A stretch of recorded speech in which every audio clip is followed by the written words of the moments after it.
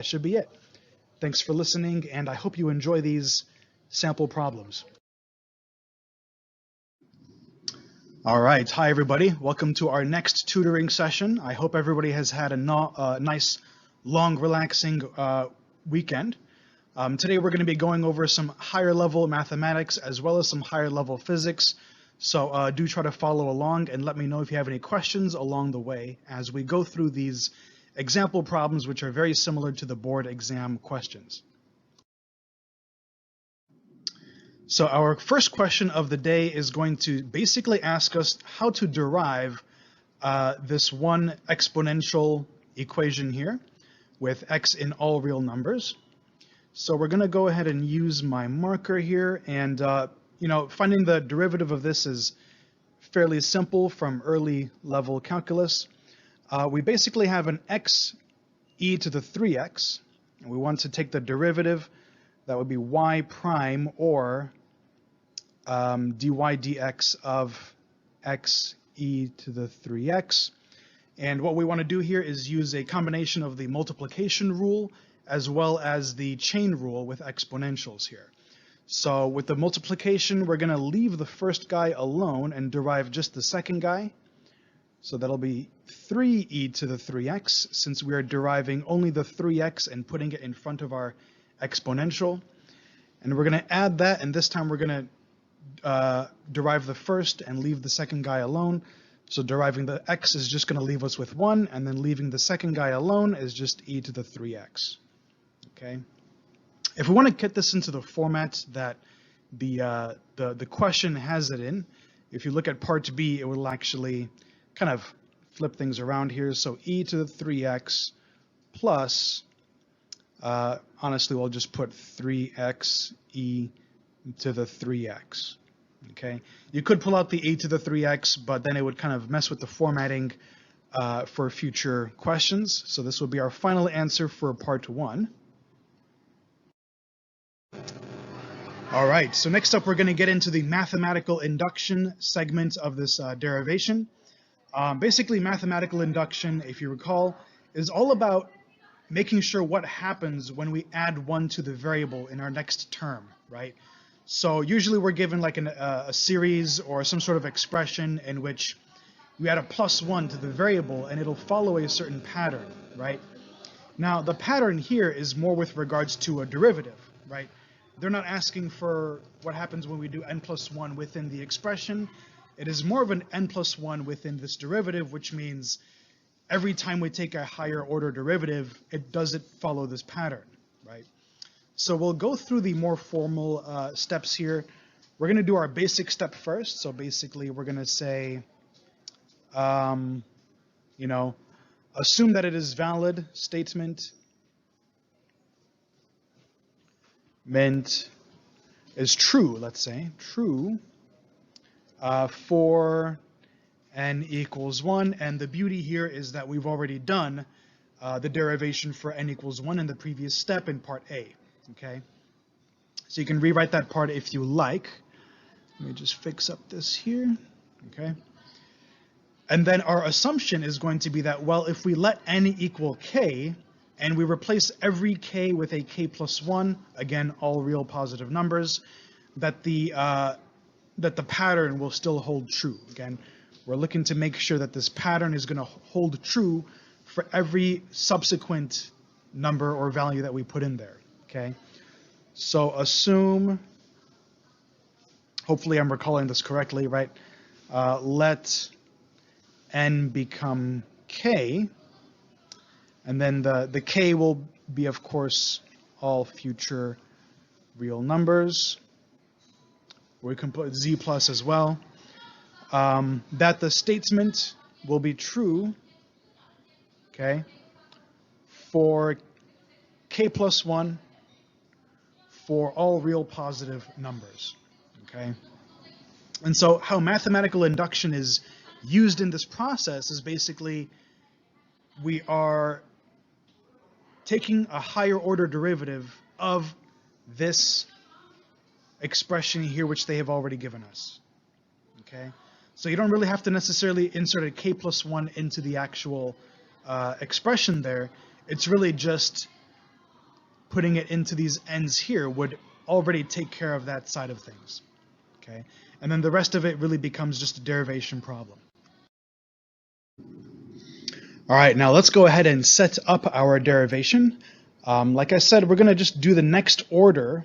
Okay, we're going to replace all the n's with the k plus 1, and that includes our little terminology here, dx to the k plus 1. Okay, and all this is going to mean is that we are going to take the derivative of this term that we have here on the right-hand side. So it's just going to be a dy dx of this whole business, and instead of having an n in there, we're just going to have a regular k, okay, not a k plus 1 because that's already taken care of, k minus 1 e to the 3x plus the x 3 to the k times e to the 3x, okay? So this is our setup with regards to mathematical induction, how we want to view things. Again, mathematical induction can include all different kinds of expressions or functions. When it comes to derivatives, this is how the setup looks like, okay?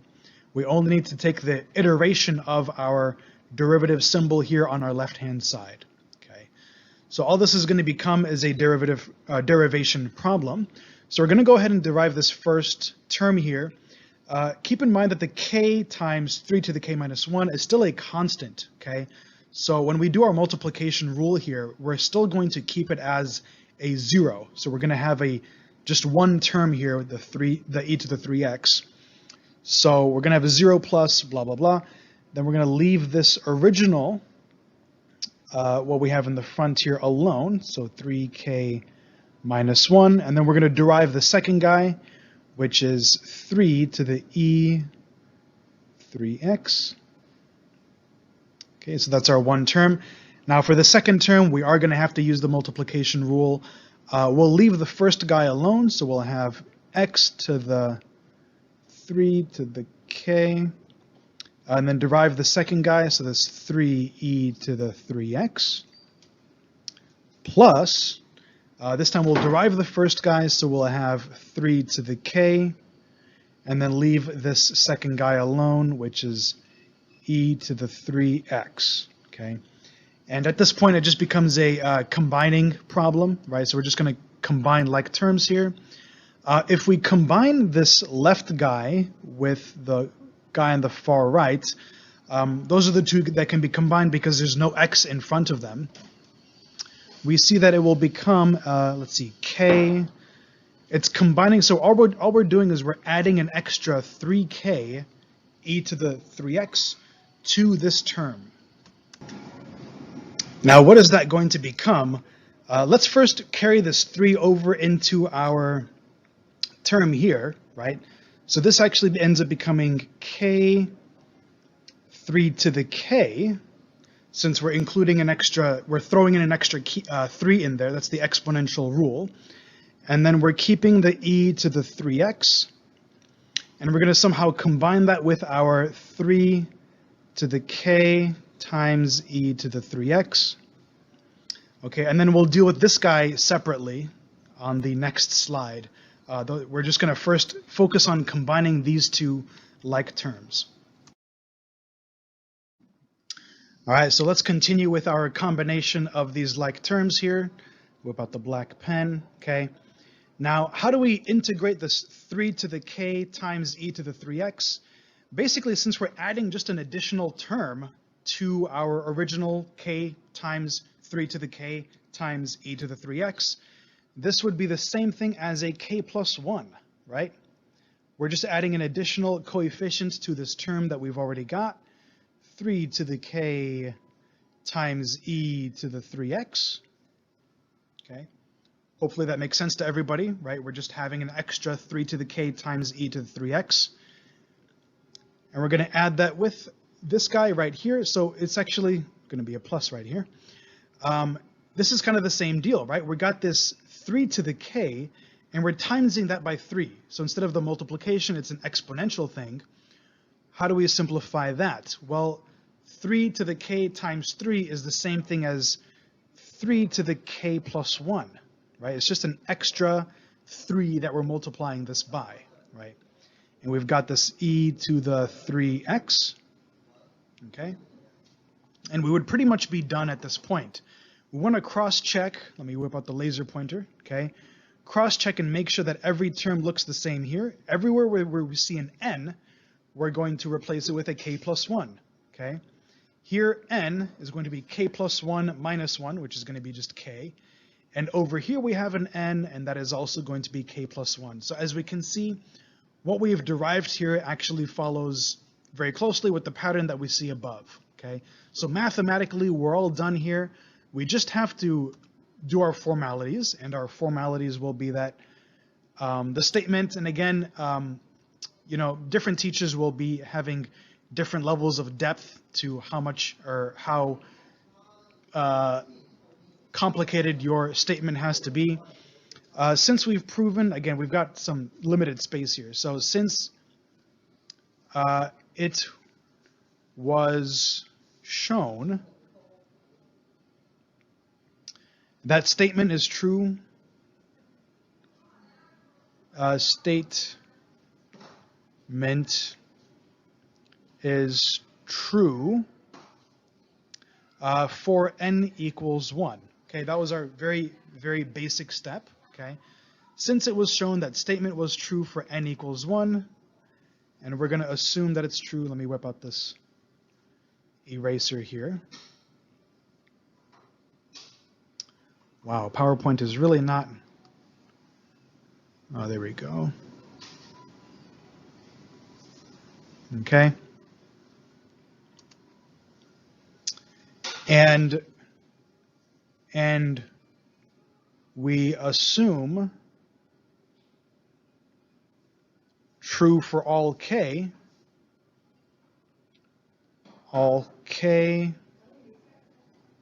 and k plus 1, okay, by principle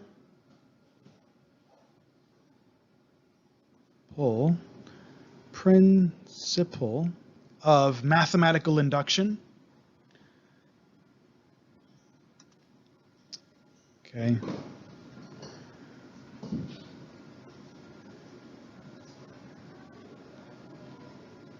So by principle of, we can just say induction.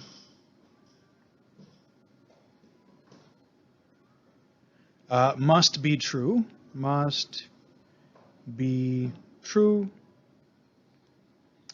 for all n, okay, all real numbers, or real positive, we should say all real positive integers, okay?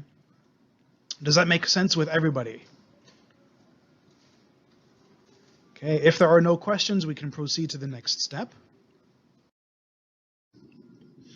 All right, next up, the problem wants us to find any possible maximum or minimum points on this original graph of y of x equals x times e to the 3x. We'll be able to do this by finding the first derivative as well as the second derivative eventually. Thankfully, we've already found that first derivative in part 1. So that is y prime of x equals that. And essentially, wherever the slope is going to equal 0, that's going to be a potential either a maximum or minimum point, right? So we're going to set this equal to 0 and probably fix up the way this expression is set up to make it easier for us. So we can actually pull out the e to the 3x from this term. So this will be 1 plus 3x, okay, equals 0. And therefore, either the e to the 3x has to equal 0 or the 1 plus 3x has to equal 0. I think whatever is inside the parentheses is a little bit easier to figure out. So we want to make sure that it's 1 plus a negative 1 equaling 0. So how can we make this 3x equal to negative 1? Just multiply it by negative 1/3, right? So as long as this x is negative 1 over 3, that the expression inside of the parentheses is going to equal 0. So multiplying things out is always going to give us 0. So x equals negative 1/3 is going to be one possibility. Now, what about the e to the 3x? When is that going to equal 0? The truth is, only at negative infinity. If you take e raised to the negative infinity, will that equal 0, right? So it's very hard to make e actually approach 0.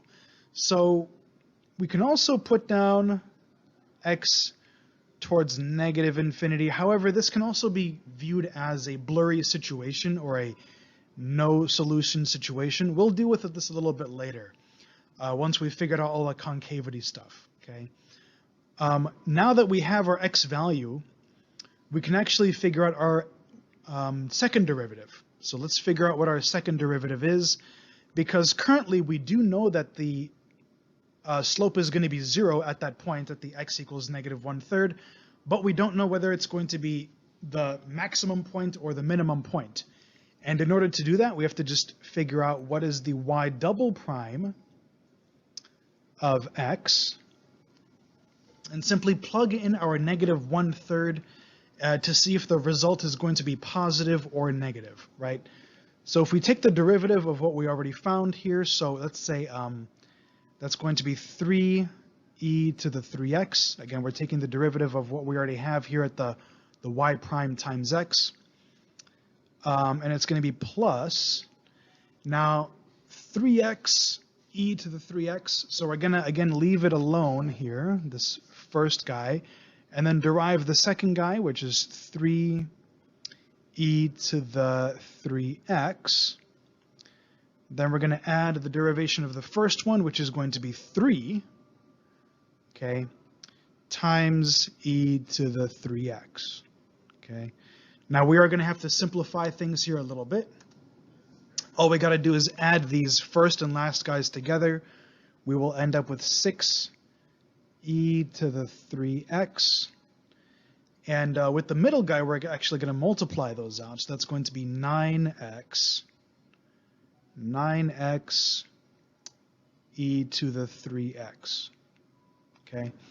And we're going to take that and we're going to plug in our x equals negative 1/3. We'll try that on the next slide. All right, so we've already established this as our double derivative of our original function, okay? And what are we going to plug in here? We're going to plug in that same x equals negative 1/3 to test for concavity, and whether it is concave down or concave up is going to determine whether it is a maximum point or a minimum point, respectively, okay? So we'll plug in, we should try to say this formally here, y double prime of negative 1/3. We want to make those exam graders very happy here. So 6e to the, okay, well, what's 3 times negative 1/3? That's just going to be negative 1, okay, plus 9 times x, so 9 times the negative 1/3 is just going to be negative 3. Okay, and then the x stays there, then the e to the 3x is just going to be negative 1 again, as in the first term, okay? And boom, there you have it. All you have to do is carry out that operation on your calculator, and that's going to end up being a positive 1.1. Okay, so positive 1.1, which means it's going to be concave up. So usually we'll write that in like this. And if it's concave up, that means that this x point is going to be a minimum, right? So this is going to be a minimum point, okay? Now, the question does ask us to find the full coordinates of any local maximum or minimum points. So we're also going to have to plug this x value into our original function, okay?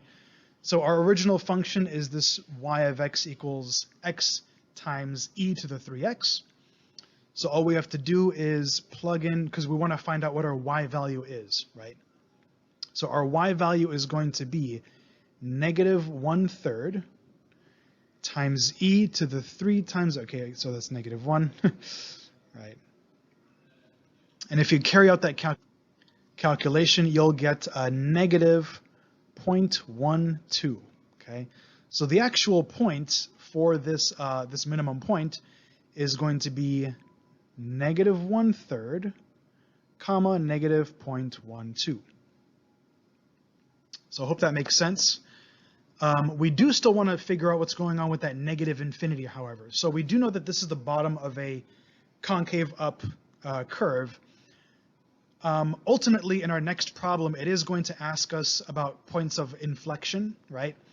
And in order to figure out whether something is a point of inflection or not, we have to know whether it is still going to be concave negative or positive as we move towards that negative infinity, okay? So I'm going to show you how we do that on the next slide. It's going to be pretty much the same process, but we do have to choose a value that is far to the left of this negative 1/3. So typically, we can choose something like negative 10 even will be very helpful in determining whether it's going to be concave up or down as we approach negative infinity. Okay, we're going to try out our x equals negative 10 in our y double prime equation here equals this, right? So let's see what happens if we have 6e to the, that would be negative 30, okay, plus 9 times negative 10 e to the, again, negative 30. And if we plug that into our calculator, we're going to get a very, very, very tiny number. It's going to be something like negative 0.000001. But the point is that it is negative, okay? So what does that tell us? That means our graph is going to be concave upwards around the negative 1/3 point, the x equals negative 1/3. But as we approach negative infinity, as we go to the left of our graph, it's actually going to start pointing concave downwards. This is pretty good news because it does tell us that there is a point of inflection at some point between negative 1/3 and negative 10 or so, okay? So we're going to test that out for our next part of the problem, since it's going to ask us about points of inflection. There's going to be just one real point of inflection for this graph. All right, so now we're going to get to the meat of finding these points of inflection, okay? We can be pretty confident that we're going to have a point of inflection since we found out on the previous slides that our curve does change from positive concavity to negative concavity as we move from right to left, okay? Now, if we want to find the exact point of inflection, we simply let our y double prime of x equal to 0, okay? So often that doesn't really work out, but since we said that we do have a point of inflection, we can be pretty confident. So let's let this equal to 0. We're going to have our 6e to the 3x plus 9x e to the 3x. And we can set one side equal to the other. So we're going to have a negative 6 times e to the 3x. Those e to the 3x's actually are going to cancel out. So we can cancel those guys out. We'll just have a negative 6 equal to 9x. And therefore, our x component of our point of inflection is just going to be negative 2/3. Okay? So pretty easy numbers to work with here. We just have to still find the y component of our point of inflection. So let's clean things up a little bit here. And remember, we're going to have to go back to our original equation. What was our original equation? Y of x was actually just x times e to the 3x. And all we got to do now is plug this negative 2/3 into this original equation. So we've got, again, let's be nice here with our notation equaling negative 2/3 e to the now 3 times negative 2/3. That's just going to be negative 2. Okay. And if we put that into our calculators, we will get negative 0.09. Negative 0.09 for our our y coordinate. So our final answer is going to be negative 2/3, comma, that's a 3, negative 0.09. So we can keep that in mind for our graph and plug that into our graph as necessary. Okay, any questions about this step? Okay, all good. We'll proceed to the last part of this problem. All right, now finally we're going to want to graph this guy. So let's whip out our axes and think about what sort of points that we have already. We have our x equals -1/3, while y equals, I believe that was -0.12. And this was the bottom of our concave curve, right? So this is our minimum. Then we also had x equals -2/3. Let me fix this up a little bit here. And we had the y equaling -0.09. -0.09, so basically hugging the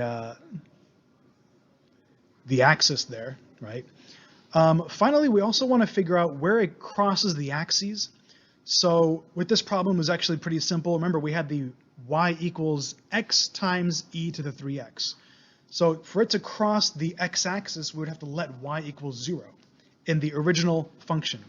So if y equals 0, that means x must also equal 0, because it's 0 equals x times e to the 3x. Only when x equals 0 is y also going to equal 0, other than the negative infinity, which we previously mentioned, right? So the y-intercept, well, we just know that it's going to cross the 0, 0 point here, okay? So let us calculate, what's -1/3, probably over here. And then the -2/3 is going to be equally spaced over here. So the negative, or the bottom of our first concave curve is going to be at the bottom here, right? And it's going to be pointing upwards, so it's going to pass right through our origin. And at the -2/3, it's going to have a point of inflection pretty much by the axis. So it's going to be pointing upwards, but then it's going to slowly turn negative as it approaches the axis, right? Went a little bit past there, okay? So as we can see, I'll make this a positive. I'll make this positive symbol red to show the positive concavity section, and then this would be a negative concavity section, okay? So I think as long as you identify those 3 points, let's actually highlight this one as well, you should be good with your graph, right? You've got your intercept with the x-axis, you've got your minimum point, you've also got your point of inflection, which we calculated, and you should be good to go for this problem. Okay. Are there any questions about graphing what we have found up until this point?